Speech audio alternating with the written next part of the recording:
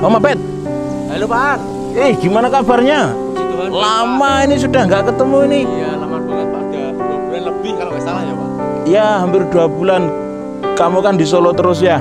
Sendirian nih? Iya, sendirian. Lah ini untuk siapa ini kursi? Monggo Pak, buat Pak.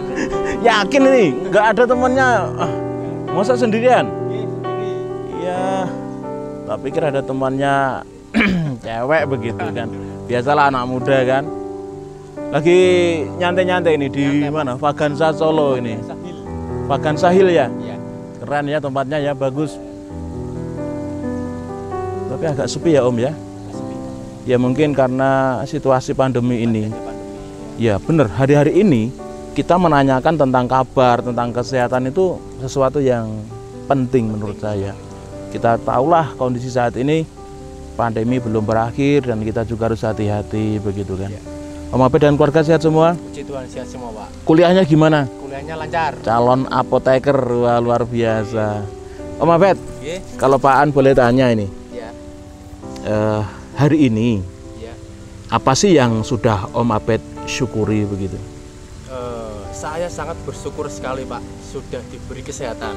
Itu hal yang utama menurut saya, apalagi di tengah situasi dan kondisi pandemi seperti ini. Betul. Sudah Pak An jelaskan tadi bahwa kesehatan itu adalah satu hal yang penting. Nah, daripada itu aku bersyukur akan hal itu Pak. Yang kedua, saya bersyukur sekali hari ini saya ketemu Pak An di tengah-tengah situasi yang tidak diduga begitu. Bisa ketemu Pak An di sini di tempat ini itu.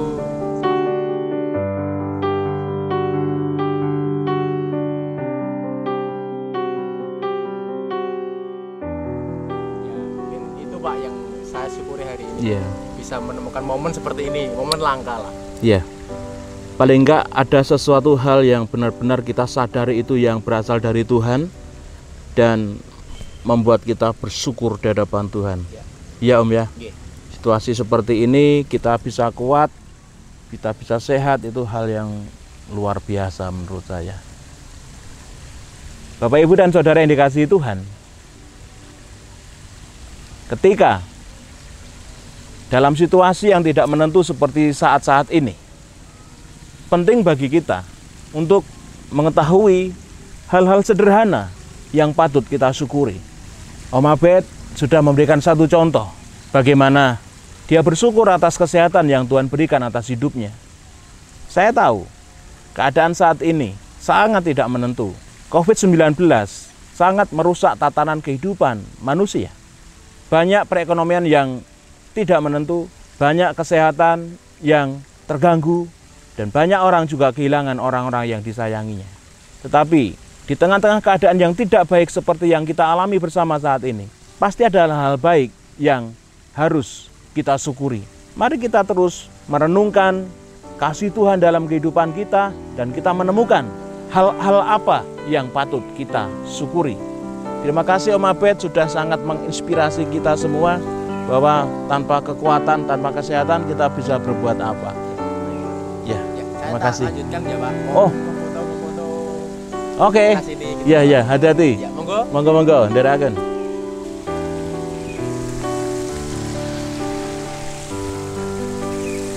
Saudara dikasihi Tuhan,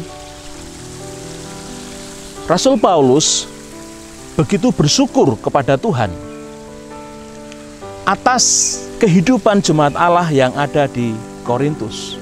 Bersyukur itu sesuatu yang tidak sulit, tetapi banyak orang tidak mampu melakukannya dengan banyak alasan. Rasul Paulus, meskipun dia di dalam penjara, di dalam pengapnya penjara bawah tanah, di balik jeruji, dia mampu mengucap syukur di hadapan Tuhan atas kehidupan umat Allah, jemaat Tuhan di Efesus.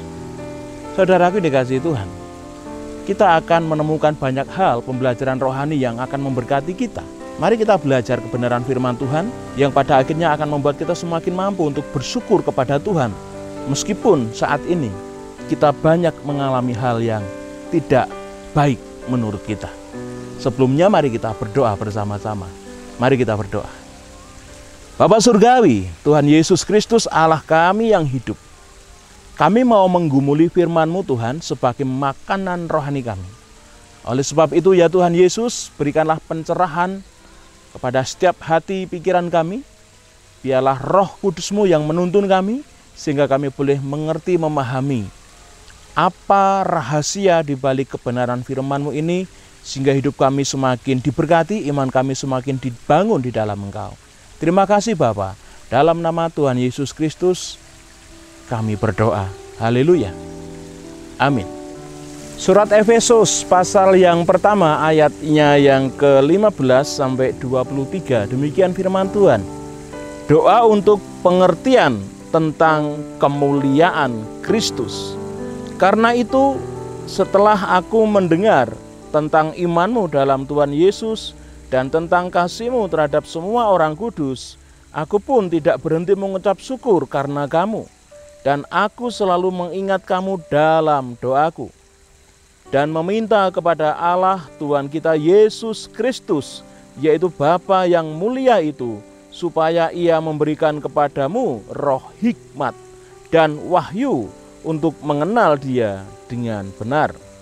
Dan supaya Ia menjadikan mata hatimu terang, agar kamu mengerti pengharapan apakah yang terkandung dalam panggilannya, betapa kayanya kemuliaan bagian yang ditentukannya bagi orang-orang kudus, dan betapa hebat kuasanya bagi kita yang percaya, sesuai dengan kekuatan kuasanya yang dikerjakannya di dalam Kristus dengan membangkitkan Dia dari antara orang mati dan mendudukkan Dia di sebelah kanannya di sorga, jauh lebih tinggi dari segala pemerintah dan penguasa dan kekuasaan dan kerajaan dan tiap-tiap nama yang dapat disebut, bukan hanya di dunia ini saja, melainkan juga di dunia yang akan datang.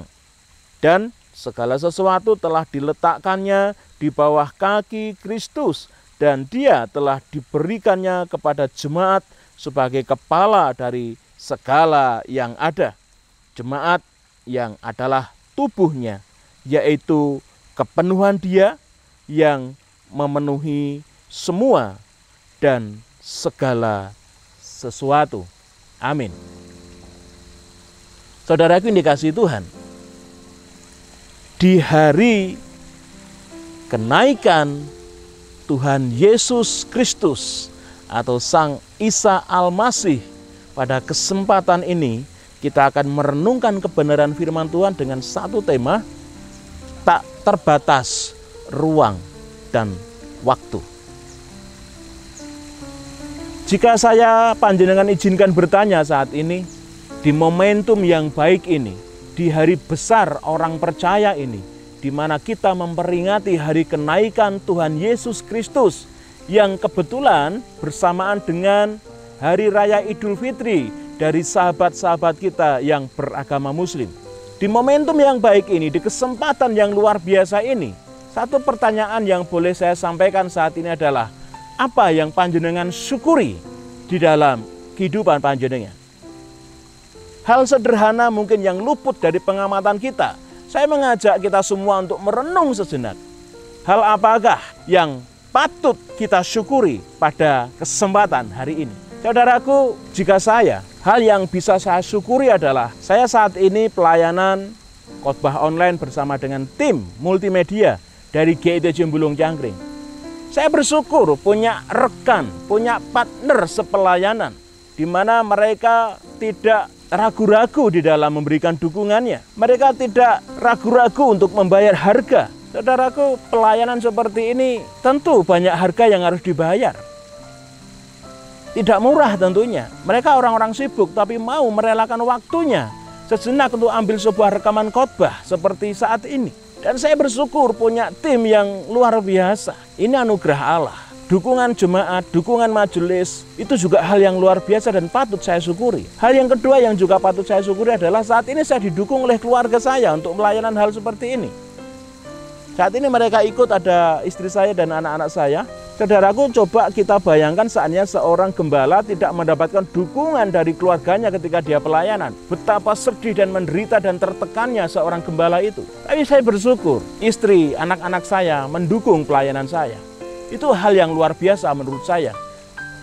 Dan saya pun mengerti saudara, bahwa saudara saat ini pun banyak mengalami hal yang tidak enak, hal yang tidak menyenangkan hati panjenengan. Terlebih di saat-saat pandemi seperti ini. Akan tetapi, saya rindu mengajak Bapak Ibu Saudara menemukan satu hal sederhana yang patut kita syukuri, dan itulah membuat kita semakin mengerti betapa dahsyatnya Allah kita, Allah yang hidup itu terus tidak pernah membiarkan panjenengan. Dalam segala keadaan, dalam setiap musim kehidupan kita, Tuhan tidak pernah meninggalkan saudara. Mari belajar dari seorang Rasul Paulus. Dalam pesakitannya, ketika dia menderita di bawah penjara, bawah tanah, dia masih berusaha untuk mengucap syukur di hadapan Tuhan. Bukan karena dirinya, tapi karena orang lain. Bagaimana jemaat di Efesus, mereka mulai mengenal Tuhan, mulai menyatakan imannya dengan mengasihi sesama mereka. Di dalam persaudaraan, di dalam kasih, di dalam menyatakan iman. Jemaat di Efesus begitu dipuji oleh Rasul Paulus, dan Rasul Paulus memuji Tuhan, bersyukur di hadapan Tuhan atas apa yang sudah terjadi di dalam jemaat Tuhan di Efesus. Saudaraku, dalam situasi yang tidak enak, Rasul Paulus mampu mengucap syukur. Dalam situasi dalam penjara, Rasul Paulus masih mampu berdoa untuk mereka. Saudaraku yang dikasihi Tuhan, di hari yang istimewa ini, di hari kenaikan Tuhan Yesus Kristus, saya rindu sengaja mengajak saudara untuk merenung sejenak, apa sih yang bisa kita syukuri pada saat-saat ini. Bapak, Ibu, dan saudara yang dikasihi Tuhan, kalau kita mau jujur saat ini, satu hal sederhana yang patut kita syukuri adalah ada malaikat-malaikat tak bersayap yang selalu punya ketulusan hati mendoakan panjenengan. Apakah Anda percaya bahwa ada orang-orang tertentu yang Tuhan percayakan untuk mendoakan hidup panjenengan? Saudara yang dikasihi Tuhan, seorang Rasul Paulus pun mendoakan jemaatnya. Seorang Rasul Paulus pun mendoakan jemaat Allah yang ada di Efesus. Kita tahu bahwa doa tidak ada yang expired. Doa tidak terbatas oleh ruang dan waktu. Meskipun Rasul Paulus di dalam penjara, terhalang oleh jeruji besi, tapi kuasa doa mampu menembus ruang dan waktu. Tidak ada doa yang expired. Tidak ada doa yang punya batas waktu. Paling tidak dulu orang tua kita mendoakan kita. Paling tidak saudaraku, saat ini ada orang-orang dekat yang mendoakan kita. Mungkin suami panjenengan, mungkin itu istri panjenengan, mungkin bahkan adalah anak-anak panjenengan, mungkin adalah majelis gereja, tim doa di gereja, atau seorang gembala sidang yang mendoakan panjenengan, menyebut nama panjenengan, dibawa di dalam doa. Hal yang sederhana.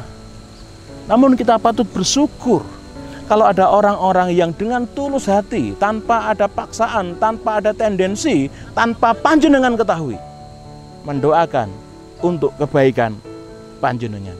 Mari kita belajar seperti Rasul Paulus. Apa yang menjadi isi doa dari Rasul Paulus untuk jemaatnya yang ada di Efesus? Saudara yang dikasihi Tuhan, Rasul Paulus mengucap syukur. Yang pertama-tama Rasul Paulus mengucap syukur kepada Tuhan atas pertumbuhan iman dan kasih jemaat Tuhan di Efesus. Saudaraku, perlu kita ketahui bahwa lingkungan masyarakat yang ada di kota Efesus, mayoritas mereka menyembah kepada seorang dewi kesuburan yang bernama Dewi Artemis. Dan juga saudaraku, masyarakat kota Efesus, mereka tidak hanya menyembah kepada Dewi Artemis, tetapi mereka juga menyembah kepada kaisar.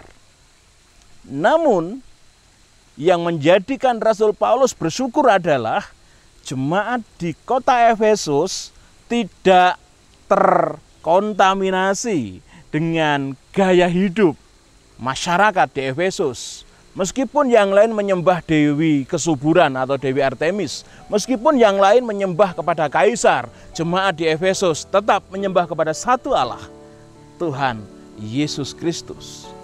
Bagaimana dengan kita, saudaraku? Ketika lingkungan di sekitar kita tidak menyembah kepada Sang Yesus Kristus Tuhan, apakah itu mempengaruhi iman kita?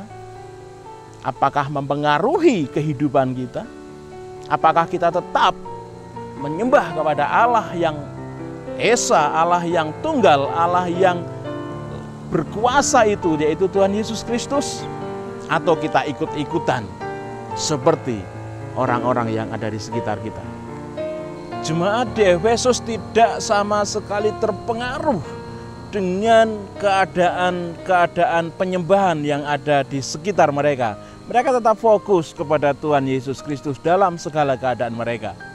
Saudara dikasih Tuhan, hal kedua yang disyukuri oleh Rasul Paulus adalah bagaimana kasih jemaat di Efesus yang melihat orang-orang kudus yang dalam berkekurangan. Mereka tidak tinggal diam. Mereka menyatakan kasih mereka dengan sungguh-sungguh, mau hadir dalam kehidupan mereka, menyentuh mereka, dan menjawab apa yang menjadi kebutuhan mereka. Bagaimana dengan kita?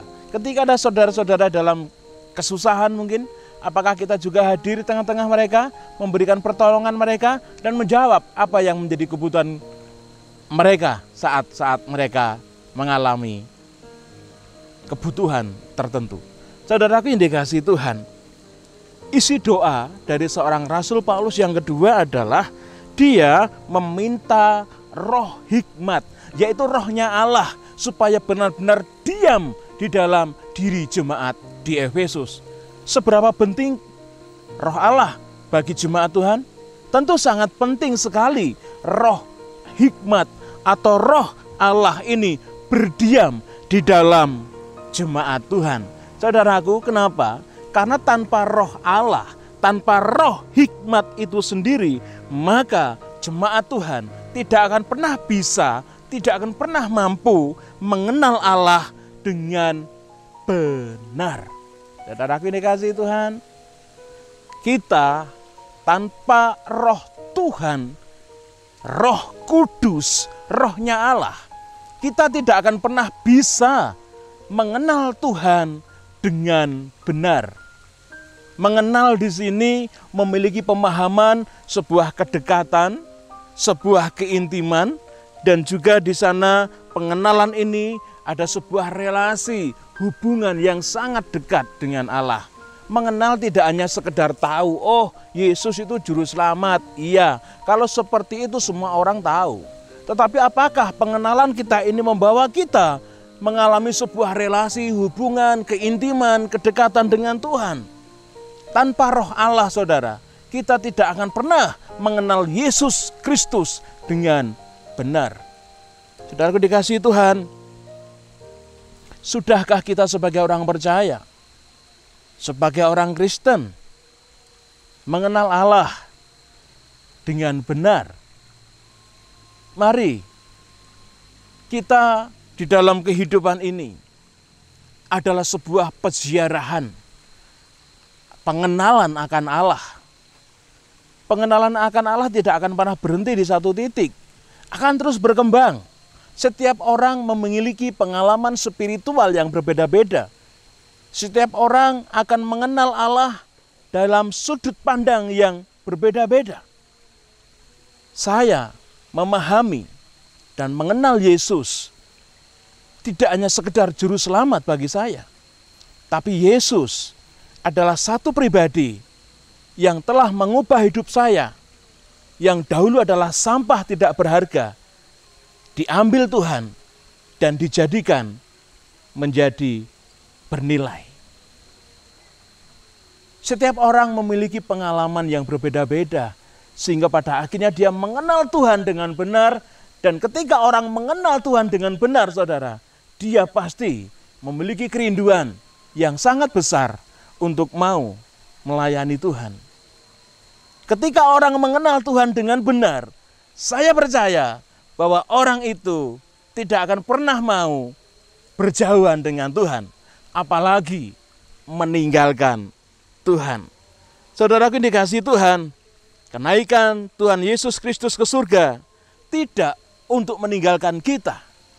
Tetapi Tuhan Yesus naik ke surga, memberikan Roh Kudus kepada saya dan saudara. Roh Allah itulah yang akan memampukan saya dan saudara untuk mengenal Yesus lebih dalam, lebih dekat, dan dalam kebenaran. Bukalah hatimu untuk menerima Roh Allah nyata dalam hidup panjenengan. Saudaraku yang dikasihi Tuhan, isi doa Rasul Paulus yang ketiga adalah meminta Tuhan menerangi hati jemaat. Kenapa? Rasul Paulus berdoa supaya Tuhan Allah memberikan penerangan hati kepada jemaat Tuhan, yaitu supaya mereka paham pengharapan mereka terhadap panggilan hidup mereka. Saudaraku, kita dipanggil menjadi orang Kristen itu enggak gampang. Kita tahu Alkitab kita juga memberikan kesaksian bahwa setiap orang yang mengasihi Allah akan dibenci oleh dunia. Saat-saat ini pun kita tahu, saudara, bahwa ada begitu banyak orang yang enggak suka dengan iman kita. Mereka menghina kita. Mereka mengatakan sesuka mereka. Ada yang mengatakan bahwa di dalam salib itu ada jin kafir gitu kan. Ada yang mengatai bahwa setiap kita itu orang-orang kafir begitu kan. Ada juga yang bilang bahwa Alkitab kita itu palsu begitu kan. Ya, kita tidak usah kagetan, tidak usah gumunan. Alkitab sudah jauh-jauh hari memberikan kesaksian bahwa dunia tidak akan menyukai kita. Oleh sebab itu, saudaraku dikasihi Tuhan, ketika kita tetap bertahan dalam pengharapan, Allah sungguh rindu kita semua bisa bertahan dalam pengharapan ini. Pengharapan seperti apa, saudara? Pengharapan yang akan membawa kita kepada satu titik kekekalan, di mana kita akan mengalami kemuliaan Tuhan. Hidup kita ini, saudara, di tengah-tengah dunia, sedangkan dunia ini nggak seneng sama kita, itu nggak mudah. Coba kita hidup di tengah-tengah orang-orang yang nggak suka kita di dalam satu rumah, pasti sangat tertekan banget, tersiksa banget ya kan. Itu pun yang kita alami, bahwa orang-orang percaya itu di tengah-tengah dunia ini banyak orang nggak suka. Akan tetapi yang bisa membuat kita kuat, mampu untuk bertahan adalah pengharapan. Pengharapan itu sesuatu yang nggak kelihatan, tapi memampukan kita, menguatkan kita untuk terus melalui kehidupan ini sampai pada akhirnya nanti. Saudaraku, pengharapan itu luar biasa. Oleh sebab itu Tuhan mau memberikan kita pemahaman, menerangi setiap hati kita, supaya kita mengerti apa sih pengharapan panggilan hidup kita sebagai orang percaya. Saudara yang dikasihi Tuhan, selain itu, Rasul Paulus berdoa supaya Tuhan memberikan penerangan kepada setiap hati orang percaya, supaya kita tuh mampu melihat kuasa Tuhan di dalam menolong saya dan saudara. Kuasa Tuhan itu, saudaraku, nyata, real, menolong saya dan saudara, menyertai kehidupan saya dan saudara. Tanpa penerangan batin, tanpa penerangan hati yang Allah kasih, kita tidak akan mampu melihat dahsyatnya pemeliharaan kuasa Tuhan atas hidup saya dan saudara. Banyak hal yang terluput dari pandangan mata kita. Banyak hal yang luar biasa yang itu tidak dapat kita syukuri. Padahal itu, saudaraku, hal-hal yang luar biasa. Contoh kecil adalah tentang kesehatan tadi. Coba kalau saya tidak sehat, saya nggak bisa melayani Tuhan. Coba kalau panjenengan tidak sehat, apakah bisa bekerja? Apakah bisa melayani Tuhan? Iya kan? Tapi seringkali kita mengabaikan sebuah kesehatan itu adalah sesuatu yang biasa. Coba kalau dihitung dengan nominal uang, wah nggak terhitung, saudaraku. Oleh sebab itu saudaraku, kita percaya bahwa Tuhan Allah mampu memberikan penerangan hati kepada saya dan saudara, sehingga kita mengerti pengharapan kita mengerti kuasanya Tuhan di dalam menolong saya dan saudara. Ingat, Tuhan Yesus itu kuasanya melampaui surga dan bumi. Tidak terbatas ruang dan waktu, saudara. Jadi ada dua hal yang dapat kita temukan dalam perikop ini. Sesuatu yang tidak terbatas ruang dan waktu adalah doa, kuasa doa. Oleh sebab itu berdoalah, jangan tunda-tunda. Tidak ada doa yang expired. Berdoalah untuk istrimu, suamimu, anak-anakmu, saudaramu, orang tuamu, gerejamu, bangsamu, pemimpinmu, tetanggamu. Berdoalah. Tidak ada doa yang expired. Doa itu tetap tercatat di hati Allah. Tidak ada doa yang sia-sia. Yang kedua yang tidak terbatas ruang dan waktu adalah kuasa Tuhan Yesus Kristus. Percayalah, meskipun Allah saat ini naik ke surga, Dia tidak pernah meninggalkan kita. Dia mengutus penolong yang lain, yaitu Roh Kudus, yang selalu ada beserta dengan saya dan saudara, yang akan menolong setiap kesulitan kita. Maukah kita percaya kepada Tuhan? Percaya tidak hanya mempercayakan masalah kita kepada Tuhan. Tuhan, masalahku ini A, B, C, D, E, F, G. Enggak hanya itu. Tapi percaya kepada Tuhan artinya mempercayakan seluruh hidup kita kepada Tuhan. Apapun yang terjadi dengan kehidupan kita, enggak usah banyak tanya, saudara. Tuhan kok begini? Tuhan kapan? Tuhan kok begini? Enggak usah. Percaya ya percaya. Ketika saya percaya sama Pak Agung, Pak, nanti sore rekaman. Iya Pak. Ya sudah, percaya, mau diajak kemana-mana saya pun ngantel. Saya nggak banyak tanya, saudara. Jadi apapun yang jenengan alami saat ini, mungkin tidak sesuai dengan ekspektasi jenengan, jangan banyak tanya. Tuhan tahu yang terbaik buat hidupmu. Tugas kita, percaya saja. Karena kuasa Tuhan tidak terbatas ruang dan waktu. Tuhan Yesus memberkati. Amin.